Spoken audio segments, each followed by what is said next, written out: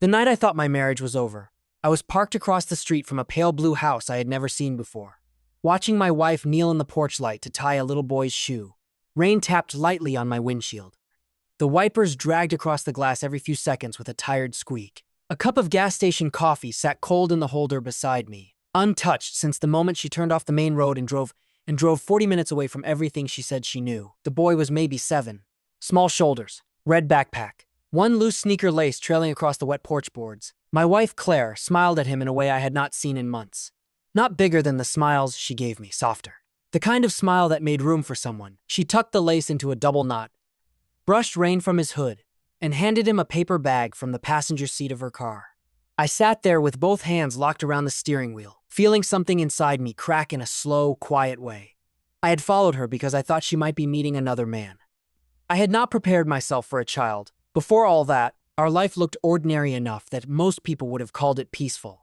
I worked maintenance at St. Anne's Hospital, which meant I spent most of my days fixing things nobody noticed until they stopped working. Heat in the West Wing, a flickering light over the nurse's station, a jammed door in radiology, a generator that made a noise like a dying lawnmower whenever the weather dropped below 20 degrees. Claire taught second grade at a public elementary school 10 minutes from our house.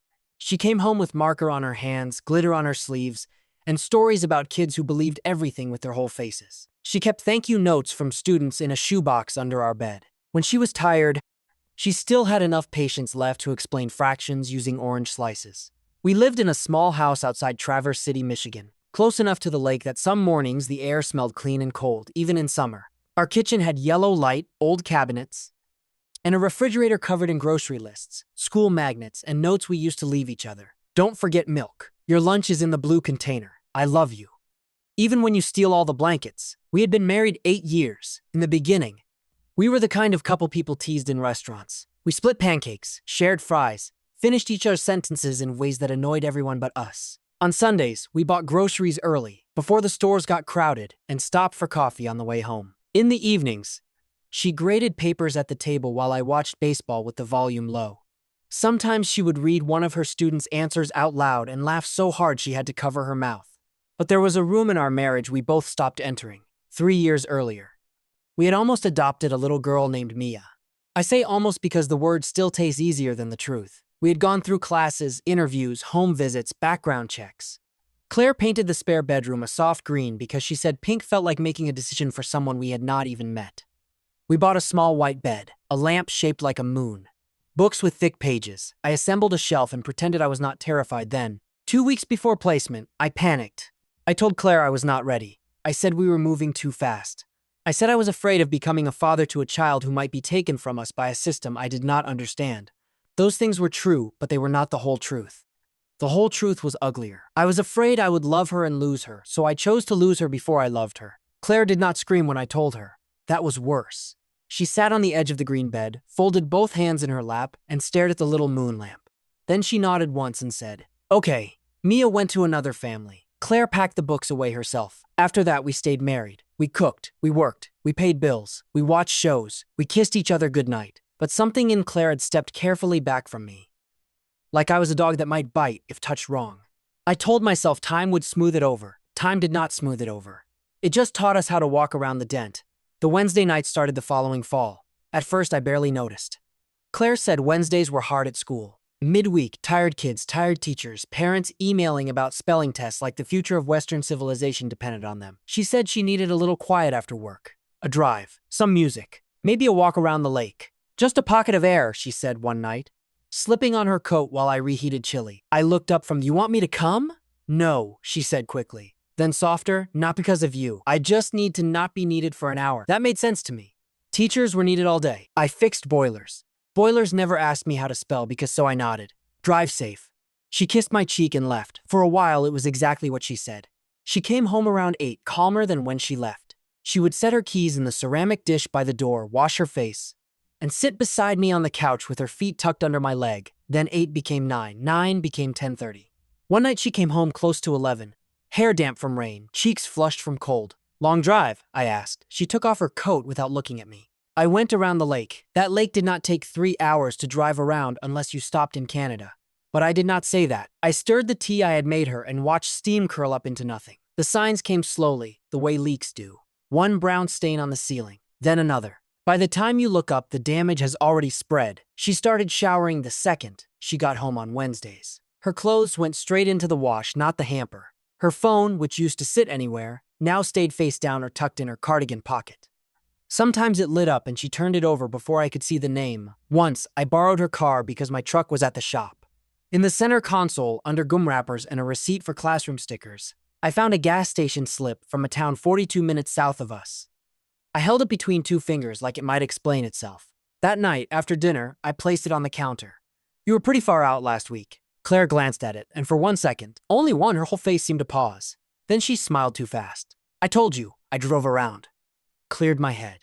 Down by Kingsley? I guess I didn't pay attention.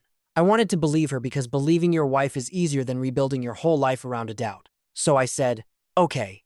She looked relieved, and that relief hurt worse than an argument would have. After that, I began noticing everything. I hated myself for it.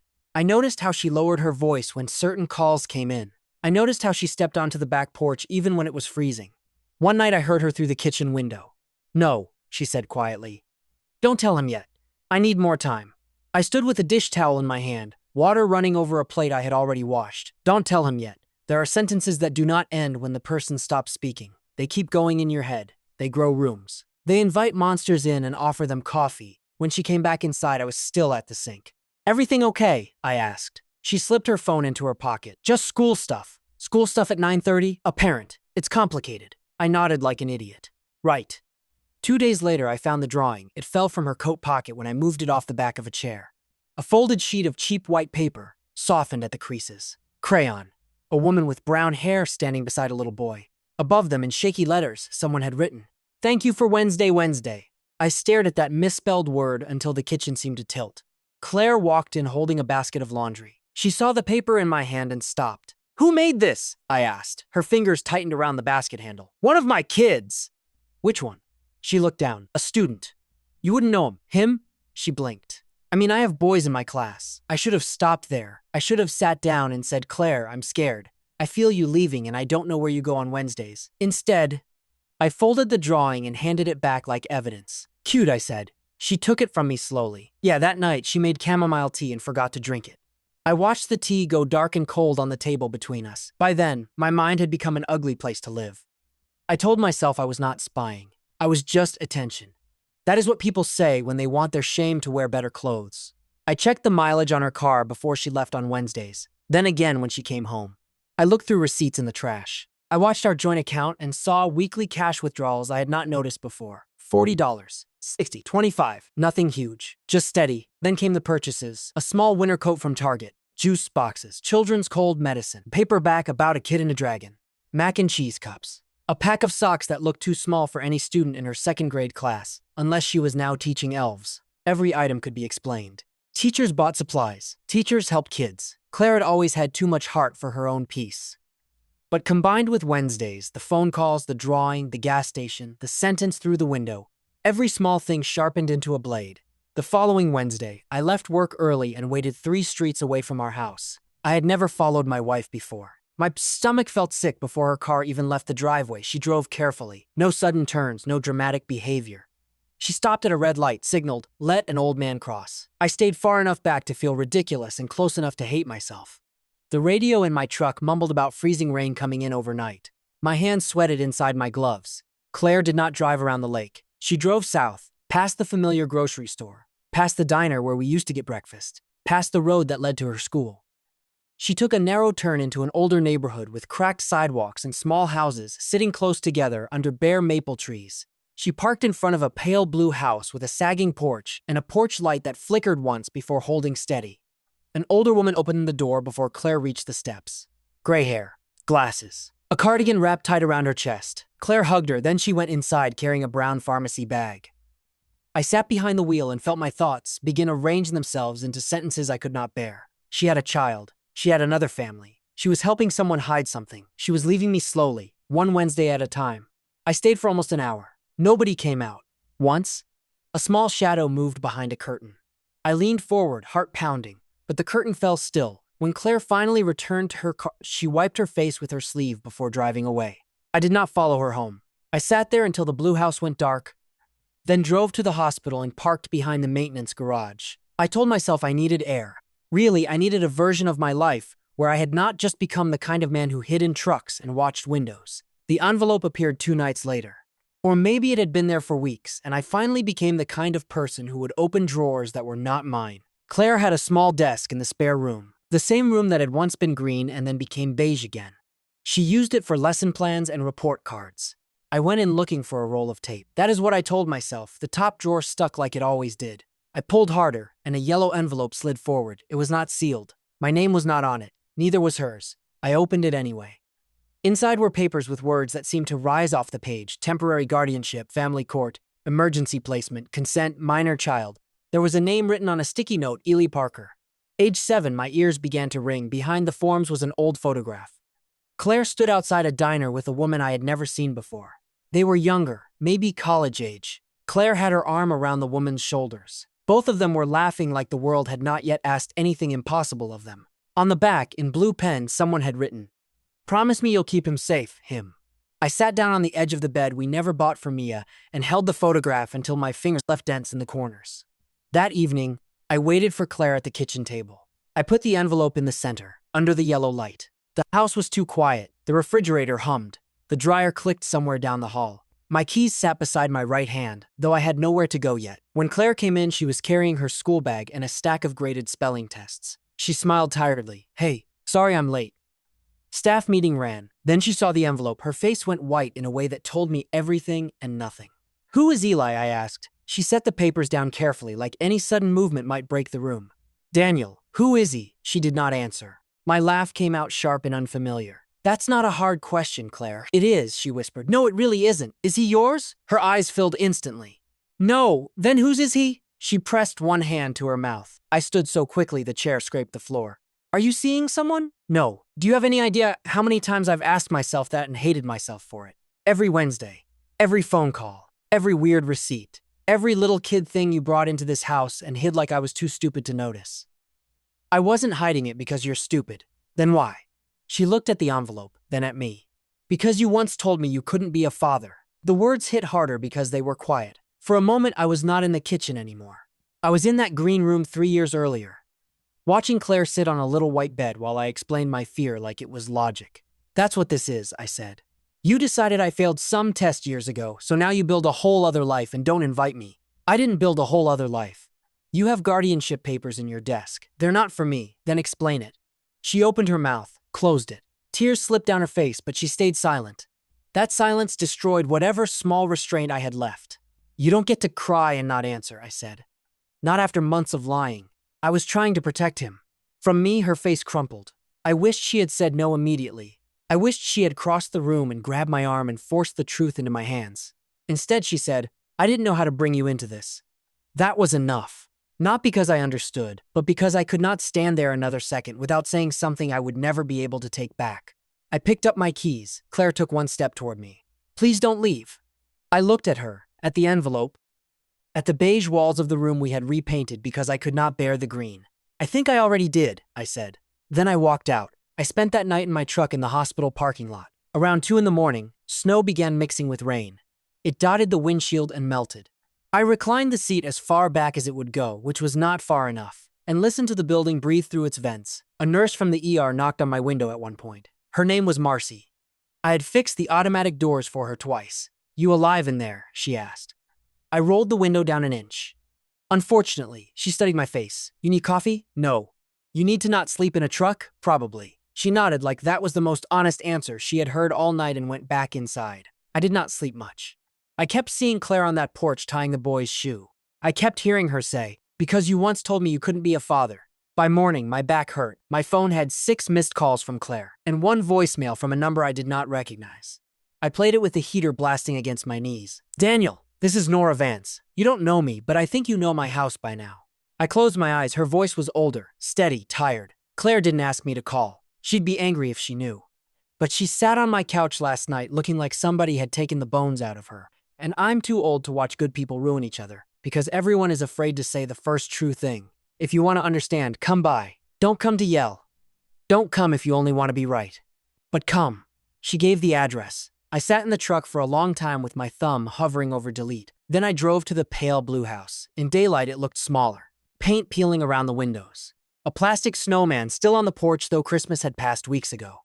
A child's bike leaned against the railing, one training wheel bent upward. Nora opened the door before I knocked twice. She was shorter than I expected, with silver hair pinned badly and reading glasses hanging from a chain. She looked me over with the directness of someone who had no time left for performance. "You're Danj, yes. You look terrible. I slept in my truck, that would do it." She stepped aside. "Wipe your boots." The house smelled like chicken soup, laundry soap, and old wood. A television played low in the living room. On the kitchen table were second-grade worksheets, a box of crayons, and a toy truck missing one wheel. Claire sat on the couch with red eyes, both hands wrapped around a mug she had not drunk from. When she saw me, she stood halfway, then stopped. A small boy peeked from the hallway. Nora turned toward him. "Ellie, this is Mr. Daniel." The boy held the broken toy truck against his chest. His hair stuck up on one side and one of his socks had dinosaurs on it. "Are you the hospital fixer?" he asked. My throat tightened. I looked at Claire. She looked down.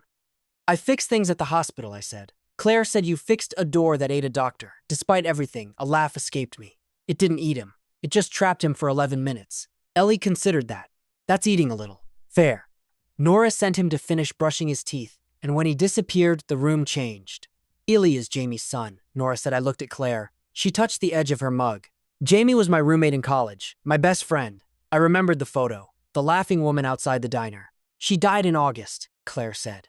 "Breast cancer. It was fast at the end." I sat down slowly in the chair near the window. Nora continued when Claire could not. "I'm Jamie's aunt. Eli's been with me since she passed. His father is alive, if you want to call it that.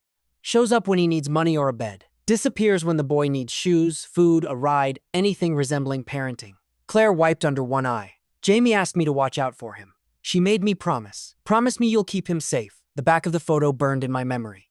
"The guardianship papers?" I asked. "For Nora," Claire said quickly. "Not me. At least not the way you think. The lawyer said Nora needs stronger temporary guardianship if Eli's father tries to take him suddenly. I've been helping gather documents, paying for consultations, taking Eli to counseling on Wednesdays because Nora doesn't drive at night." Nora snorted. "My eyes are old and these roads are stupid." Claire gave a small broken smile, then it vanished. "The cash?" I asked. "Counseling copays, groceries, gas, sometimes clothes." Jamie didn't leave much. "The drawing?" Ellie's voice floated from the hallway. "That was me." We all turned. He stood there, toothbrush in hand, foam at the corner of his mouth. Nora sighed. "Bathroom now."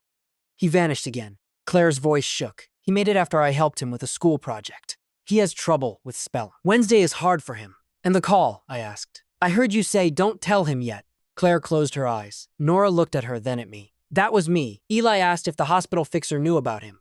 Claire said not yet. "I told her she had to tell you soon." Claire whispered. I was scared. "Of me?" She looked at me then. Really looked. "Not of you hurting him, of you leaving again. Of watching your face close the way it did with Mia. I know that's not fair.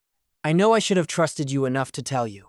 But every time I tried, I heard you in that green room saying you couldn't do it." I leaned forward, elbows on knees, hands clasped so tightly they hurt. The truth did not make me feel innocent. It made me feel smaller because yes, Claire had lied, but I had helped build the silence she hid inside. For months she had been carrying grief, a dying friend's promise, a frightened child, an aging aunt, and the memory of my fear. I had been carrying suspicion like it was proof. "I followed you," I said. Claire's face changed. I checked mileage, receipts, the bank. I opened the envelope. "I stood outside this house in my truck like some kind of coward and turned every decent thing you were doing into something ugly because I was too scared to ask the question plainly." She did not rush to forgive me. I was grateful for that. It would have been too cheap. "I lied to you," she said. "I made decisions about what you could handle without giving you a chance. You had reason, maybe. But reasons don't make it right." From the kitchen, something clattered. Eli appeared again, this time holding the broken toy truck. "The wheel won't stay," he said. Nora muttered, "That truck has been dying since Halloween." Ellie looked at me with the blunt hope of a child who had heard the word fixer and believed in it. I looked at Claire, then at the toy. "I can take a look," I said. Ellie handed it over carefully, like a patient. The wheel axle was bent. Cheap plastic, nothing dramatic. I asked Nora for a butter knife and a paper clip. She raised an eyebrow but brought both. I sat at the kitchen table and worked on the truck while the other stood in a silence that was not comfortable, but no longer completely empty. Eli leaned so close his hair nearly brushed my hand. "You fix kid stuff too?" "Sometimes." "Are you good?" "Depends who you ask." He nodded seriously. "Claire says you don't give up on broken things." I did not look at her because I knew I would fall apart if I did. The wheel clicked into place. Not perfect, but it rolled. Ellie pushed it across the table. It wobbled, then kept going. Cool, he said. That one word did more damage to me than any accusation could have. Claire and I drove home together that afternoon. Neither of us turned on the radio. Snow lined the ditches. The sky had that flat white look Michigan gets when it cannot decide whether to forgive the day. At home, the kitchen felt different. Same yellow light, same old cabinets, same ceramic dish by the door. But the envelope was gone from the table, and in its place were 2 coffee mugs Claire must have left there that morning. We sat across from each other and let the coffee go cold. I need to say something, I told her. She nodded. When we lost Mia, I made it about fear. My fear. I told myself I was protecting us from pain, but I was protecting myself from loving somebody I couldn't control losing, and I left you alone in it. Claire's mouth trembled. I'm sorry, I said. Not just for last night, for then. For making you think the deepest parts of your heart were places I would not go. A tear slid down her cheek, but she did not wipe it away. I should have told you about Jamie when she got sick, she said. I should have let you come to the funeral. I should have told you about Eli before the first Wednesday. But every time I imagined it, I saw you stepping backward.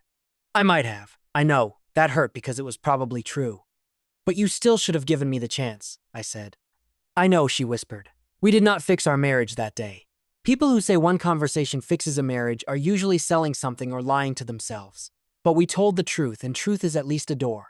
Over the next week, I did small things because large promises felt too easy. I called a family lawyer, a nurse the hospital recommended, and asked what Nora needed to protect Eli legally. I did not pretend to understand half the terms. I wrote them down on a yellow sticky note and stuck it to the fridge beside Buy Milk. I found the toy truck on our kitchen counter where Eli had left it during a visit and replaced the paper clip repair with a proper screw from my toolbox. I asked Claire if I could go with her the next Wednesday. She looked scared when I asked, and I hated that I understood why. You don't have to let me in all at once, I said. I just don't want you carrying it alone. So the first Wednesday, I drove separately and stayed only 20 minutes. Eli showed me a math worksheet. Nora complained about the price of eggs. Claire watched from the sink, hands in dishwater, as if she was waiting for me to disappear. I did not. The next week, I stayed for dinner. Mac and cheese from a box, canned green beans, sliced apples. Eli told a story about a kid at school who ate glue on a dare. Nora said children were proof God had a sense of humor and poor judgment. Claire laughed, really laughed, and the sound hurt in the best way. Then 3 weeks after I first saw the blue house, Eli's father came back. His name was Mark. I had pictured someone monstrous because that is what fear prefers. He was not monstrous. He was ordinary in the saddest way. Thin jacket, restless eyes, 3 days of stubble, a smile that kept trying to become charm and failing. I was in Nora's kitchen tightening a loose cabinet hinge when the knock came. Nora looked through the curtain and went still. Claire dried her hands on a towel. Is it him? Nora nodded. Eli, who had been doing spelling words at the table, slid off his chair and stood behind Claire. Mark knocked again, harder. Nora, open up. I know he's in there. Nobody moved for a second, then Claire looked at me. There was a question in her eyes, but not the old one. Not, will you run? This one was quieter. Are you here? I set the screwdriver down. Nora opened the door with the chain still on. Mark leaned close to the gap. I'm here for my son. Nora's voice was flat. You can call the lawyer. I don't need a lawyer to see my kid. You do tonight. He laughed and looked past her. Claire in there? Figures. Always thought she was better than everybody. Claire stepped forward, but I moved beside her, not in front of her. That mattered to me. I was not there to perform bravery. I was there to stay. Mark, Claire said, this isn't the way. Oh, now you care about the way? His eyes flicked to me. Who's this? My husband. Claire said. The word landed gently and heavily at the same time. Mark looked me over. This your new little rescue project, too. My hands wanted to become fists. I kept them open. All communication goes through Nora's attorney, I said. My voice sounded calmer than I felt. If you want visitation, request it properly. Tonight isn't happening. He stared at me, looking for something to push. You a cop? No, then don't talk to me like one. I'm talking to you like someone standing in a house where a child is scared. Behind us, Eli made a small sound. Mark heard it. His face shifted, not softened, just changed strategy. Buddy, he called. Come on out. It's Dad. Ellie pressed himself against the kitchen wall. I crouched near him, not touching. You don't have to decide anything tonight, I said quietly. He looked at me with huge eyes. Okay? He nodded once. At the door, Nora had already taken out her phone. I'm calling Mr. Alvarez. Mark cursed under his breath. He said a few more things through the gap, none of them worth keeping. Then he backed off the porch, kicked at a crust of snow near the steps, and walked away. No sirens, no dramatic fight, no heroic speech. Just a bad moment that did not get to become worse because the adults in the room held the line. Afterward, Eli sat at the kitchen table and rolled the repaired truck back and forth. Claire stood beside me, close enough that our sleeves touched. For the first time in a long time, she reached for my hand, not all the way, just her fingers resting against mine. I turned my hand over and held them. Months have passed since that night. Nora still has primary guardianship. The court process is slow, full of forms and waiting rooms and people who say best interest of the child like everyone agrees on what that means. Mark appears sometimes, disappears more often. The lawyer says we document everything. Claire and I started marriage counseling on Thursdays because Wednesdays are still Eli's. Our counselor has a plant that is mostly dead and a clock that ticks too loudly. In that room, I have said things I spent years building shelves over. Claire has said things that made me want to defend myself and things that made me want to reach for her hand. Sometimes both. We are not perfect. Some nights, old silence tries to sit between us again. Some mornings, I catch Claire explaining too much because she is afraid I will misunderstand. Some afternoons, I feel suspicion rise for no good reason and have to tell myself that fear is not evidence. But now I ask. That has changed more than I expected. On Wednesdays, I often stop at Nora's after work. Not every time. Enough, there is usually mac and cheese on the stove because Eli believes it is a food group. His spelling has improved, though Wednesday still gives him trouble if he writes too fast. My repaired truck sits on the shelf near the TV, retired from active duty with honors after losing the same wheel twice. One evening, I arrived to find my hospital jacket hanging on the peg by the back door. Beside it was Eli's small blue coat. I stood there longer than I should have, looking at the two of them touching at the sleeves. Claire came up behind me. "You okay?" I nodded, but I was not just okay. I was standing in front of a door I had closed years ago and blamed on fear, timing, paperwork, the system. Anything except my own hand on the knob. In the kitchen, Eli was bent over his homework, tongue caught between his teeth in concentration. Nora was reading the instructions on a pill bottle with her glasses halfway down her nose. Claire moved around the stove, stirring a pot, her hair falling loose from its clip. For months, I had thought she was building a life without me. The truth was worse and better. She had found a place where love was needed, and she had gone there alone because I had taught her that alone was safer than asking me to come. I cannot undo that. I can only keep showing up until the lesson changes. E looked up from his paper. "Mr. Daniel, how do you spell promise?" The room went very quiet inside me. Claire stopped stirring. I pulled out the chair beside us and sat down. "Promise," I said. He wrote it carefully, one letter at a time, then he looked at me. "That means you do what you said, right?" I glanced at Claire. Her eyes were wet, but she was smiling. "Yeah," I said. "That's what it means." Outside, rain tapped softly against the kitchen windows. The same kind of rain that had fallen the night I sat in my truck and thought I was watching my marriage end. But this time, I was inside. This time I stayed.